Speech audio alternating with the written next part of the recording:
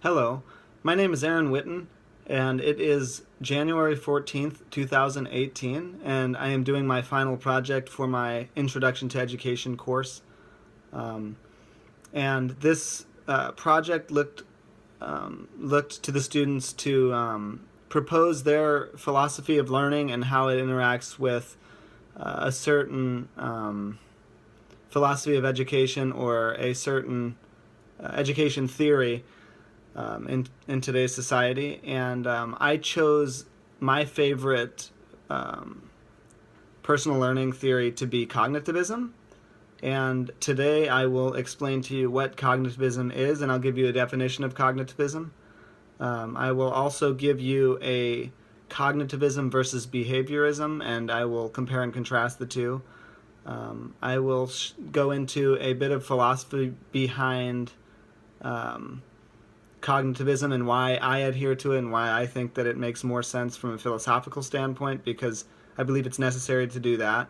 I will give a brief overview of the history of cognitivism, when it started, and why there was a big shift in the education world in the 1960s. I'll explain why cognitivism kind of overtook behaviorism at that time.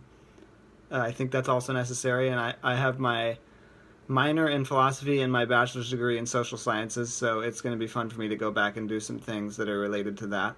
I will also go into what cognitivism looks like in the classroom, and I will also go into my favorite sub-theory in cognitivism called the elaboration theory that really connected with me and resonated with me.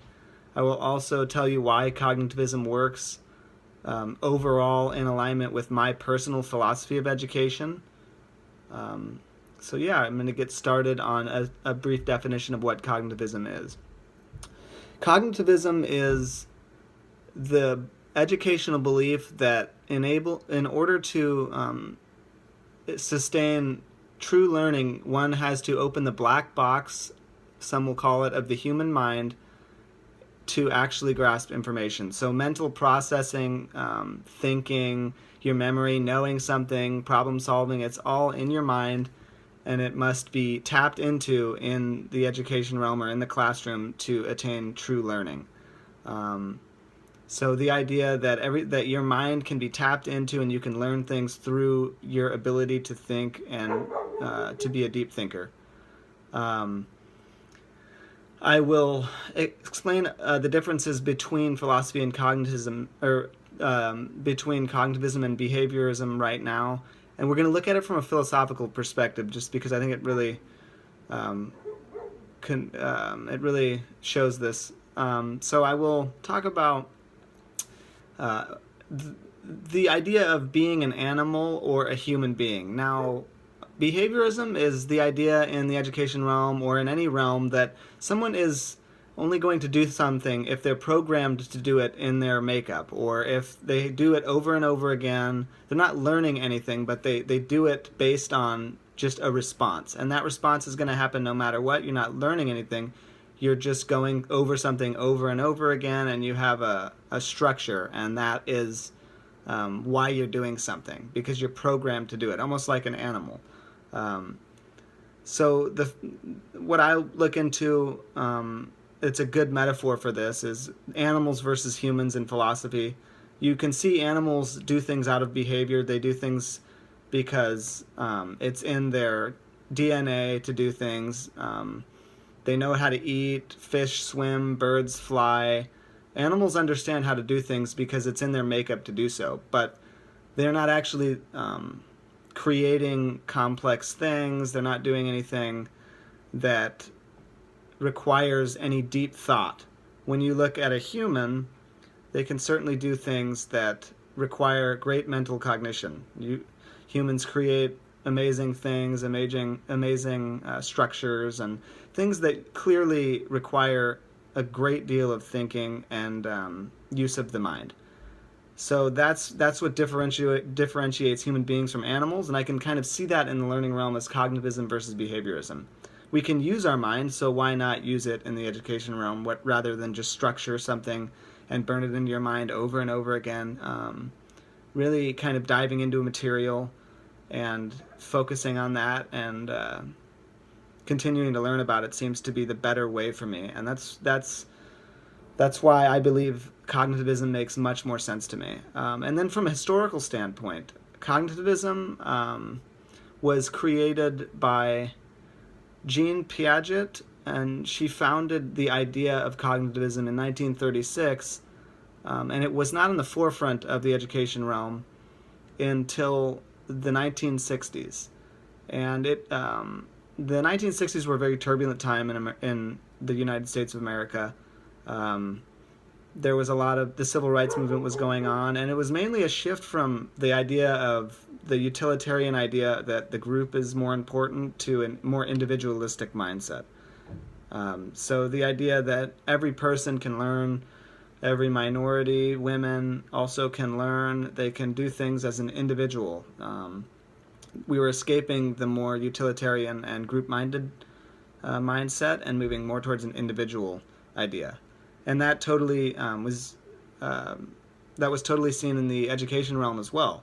So when behaviorism was kind of being thrown into the rearview mirror in the 1960s, and with the social changes and the educational changes, cognitivism kind of took hold and became what most people saw in the education realm. It started to make much more sense, and it was a good shift that kind of followed the rest of the identity of the United States in the 1960s. And in the classroom, I'm going to go over what I believe cognitivism looks like in a classroom, and I will go over my favorite sub-theory of cognitivism called the elaboration theory. So first, we'll get into the elaboration theory, which was created by Charles Ruglith at Indiana University in the 1970s. And it's a structured look into the idea of presenting a concept, a principle, or a task as the teacher presents it thoroughly, a broad overview, but very easy to follow and easy to understand. And then after the teacher presents this broad concept, the students then dialogue with the teacher about it. And then whatever the students find most interesting about the topic that was just discussed by the teacher, they go more into detail and really dig into the deep underlying themes of whatever they're learning about.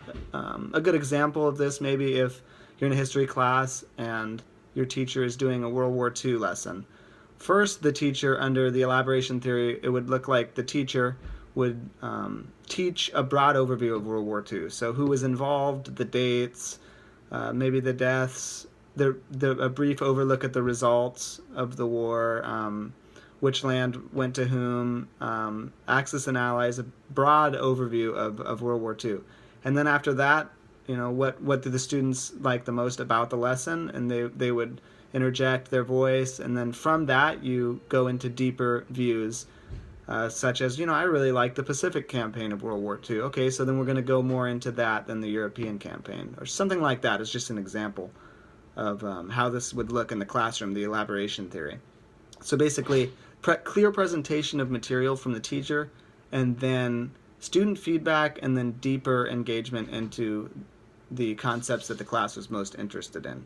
And that theory really resonated with me because from the beginning, as a teacher, I want to be the kind of teacher that presents a material very clearly, everybody can understand where I'm coming from, and then based on student feedback, we can go into what most interests the class. So cognitivism, in summary, works in the closest alignment with my personal philosophy of education because I don't want my class to be like a structured thing where every student comes in and knows exactly what's going to happen and just read out of the textbook the whole time. I want my class to be based in good teaching from a text or from another source. It doesn't have to be a text, but good instruction.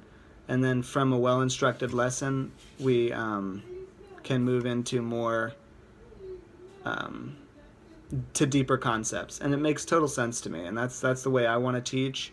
And that's why cognitivism resonated with me, and elaboration theory was my favorite, and why I think behaviorism is not as good a philosophy of education as cognitivism. Thank you.